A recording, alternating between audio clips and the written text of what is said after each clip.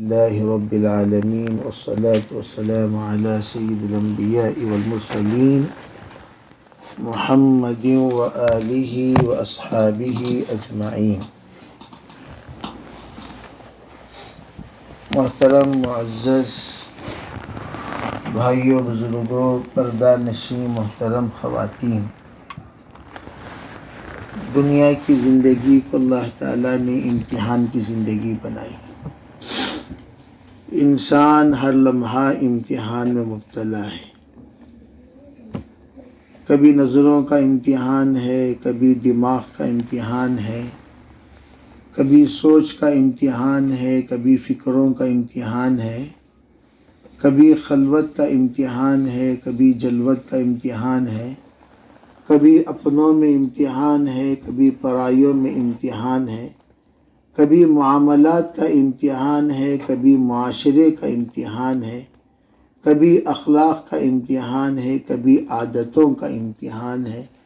امتحان اللہ کا ہر لمحہ ہو رہا ہے، لیکن بندہ اس بات کا تصور کرنے سے قاصر ہے کون سے جملے میں اللہ کا امتحان ہے، کون سے گھنٹے میں اللہ کا امتحان ہے، کون سے دن میں اللہ کا امتحان ہے، کوئی نہیں جانتا۔ جس کی وجہ سے منہ میں جو آیا ہم نے کہہ دیا۔ حضرت شاہ ابرار الحق صاحب رحمۃ اللہ علیہ فرمایا کرتے تھے، ایک جملہ کافی ہے انسان کو جنتی سے جہنمی بنانے۔ صرف ایک جملہ کافی ہے انسان کو جنتی سے جہنمی بنانے۔ حضرت فرماتے تھے، تم نے کسی کو چھیڑ دیا، وہ چھیڑنے پر بھی اللہ گرفت کر سکتا ہے۔ تم نے کسی کے سامنے بڑی بات کہہ دی، وہ بڑی بات پر بھی اللہ کی گرفت ہو سکتا ہے۔ تم نے کبھی کسی پر غصہ کیا، وہ غصہ پر بھی اللہ کی گرفت ہو سکتی ہے۔ ہو سکتا ہے کہ اللہ کا وہی امتحان کی گھڑی تھی جس گھڑی میں ہم فیل ہو گئے۔ اللہ کے پاس ہزاروں سوالات اور ہزاروں امتحان کی گھڑیاں نہیں ہوتی۔ ایک گھڑی ہوتی ہے قبولیت کی، ایک گھڑی ہوتی ہے تباہی کی۔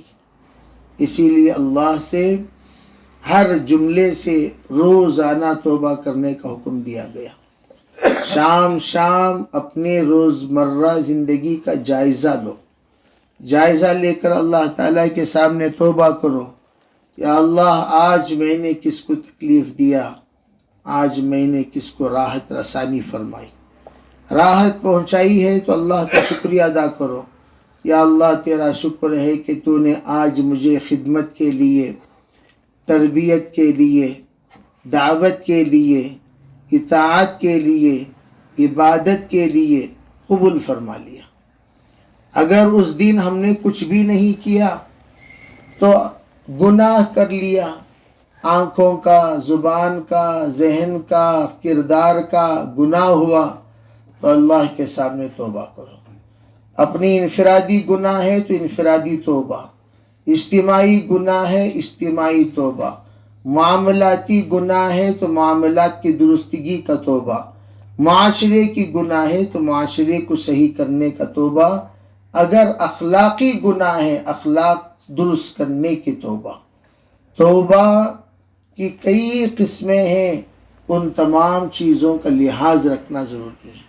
صرف عبادت ولایت نہیں ہے، صرف تلاوت ولایت نہیں ہے، صرف ذکر و اذکار ولایت نہیں ہے۔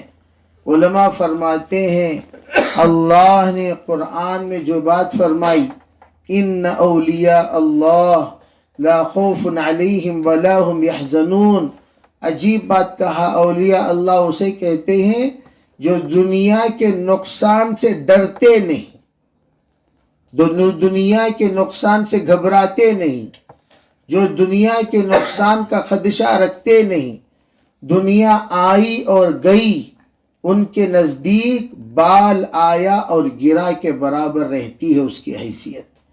دنیا کی حیثیت اتنی ہی رہتی ہے جتنے کوئی کچرا اٹھا کر پھینک دیا، اس پر کسی کو صدمہ نہیں ہوتا، اسی طرح دنیا کی دولت کے نقصان کا اللہ والوں کو ذرا برابر بھی خوف اور خدشہ نہیں ہوتا، وہ کیئرلیس رہتے ہیں دنیا کے نقصانات کا۔ وَلَا هُمْ يَحْزَنُونَ، نہ ان کو اس بات کا غم رہتا ہے انہوں نے اپنی زندگی میں یہ نہیں کیا وہ نہیں کیا، اس چیز کا کبھی ان کو افسوس نہیں ہوتا، بلکہ ان کا ہر دن اگلے دن کا سے بہتر ہوتا ہے، ہر دن ان کا اگلے دن سے بہتر ہوتا ہے۔ یا ایتھا النفس المطمئنہ، علماء کہتے ہیں مطمئن روح سے اللہ نے خطاب کیا۔ تو یہ مطمئن روح کسے کہتے ہیں؟ جس کو سکرات کے وقت میں اس بات کا اطمینان ہے کہ میرے رب جو توفیق دیا اس توفیق کے مطابق میں نے عمل کیا، اسے اطمینان ہے جو رب نے جو توفیق دیا اس کے مطابق میں نے زندگی گزاری، اسے اطمینان ہے اللہ جو چاہتا ہے اسی کے مطابق میں نے اپنی زندگی بسر کیا ہے۔ یہ کہ امید، اور یہ امید کو اطمینان سے تعبیر فرمائی، اور ڈر بھی ہوتا ہے اللہ تھوڑی سی کمی پر پکڑ کر سکتا ہے۔ ارے بھئی 24 گھنٹے میں تم 2 گھنٹے غافل کیسے ہو گئے، 3 گھنٹے غافل کیسے ہو گئے، 4 گھنٹے غافل کیسے ہو گئے؟ کچھ لمحات جو غافل ہوئے اس غفلت پر بھی اللہ کی گرفت ہو سکتی ہے۔ اللہ کے رسول علیہ السلام نے بیت الخلاء سے واپس آنے پر غفرانکا کی دعا فرمائی۔ حضرت تھانوی قدس سر العزیز فرماتے ہیں کیا ضرورت طہارت خانے سے آنے کے بعد اللہ سے معافی مانگتے ہیں، مغفرت چاہتے ہیں؟ فرمایا اس کی وجہ یہ ہے اے اللہ اتنی دیر میری زبان آپ کی یاد سے خالی رہی، تو اس پر پکڑ کر سکتا ہے۔ علماء کہتے ہیں بیت الخلاء میں رہتے ہوئے ذکر کرنا منع ہے، اللہ کی قدرت کا تصور کرنا منع نہیں ہے۔ اس وقت زبان کا ذکر منع ہے، ذہن کا ذکر منع نہیں ہے، تو ذہنی اعتبار سے اللہ کو سوچا کرو۔ حضرت تھانوی کہتے ہیں کہ اللہ کے رسول علیہ السلام نے جو سنت طریقہ بتایا کہ سیدھے ہاتھ کو ناک کی طرف، بائیں کوہنی کو پیٹ کی طرف رکھ کر بیٹھنا چاہیے، فرمایا جو کھانا میں نے کھایا اپنے سیدھے ہاتھ سے، اس کھانے کی شکل ایسی کیسی بدل گئی۔ اس سلسلے میں یہ سوچنا چاہیے ہم اپنے آپ کو نیک سمجھ رہے ہیں، حشر کے میدان میں سب کا رزلٹ نکلے گا،